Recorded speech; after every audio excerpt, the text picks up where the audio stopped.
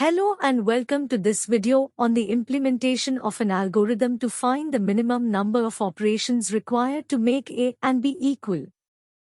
The solve function takes into integer arguments, A and B, and returns an integer value.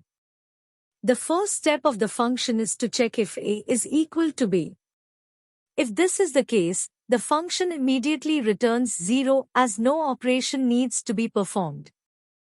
The next step is to check if the bitwise AND of A and B is equal to the minimum of A and B.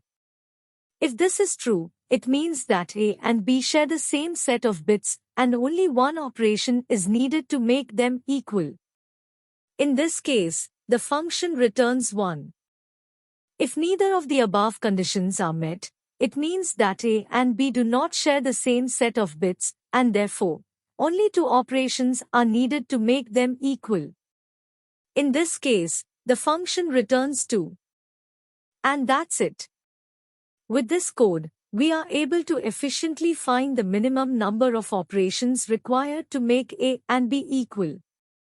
I hope this tutorial was helpful, and if you have any questions, feel free to ask in the comments. Thank you for watching.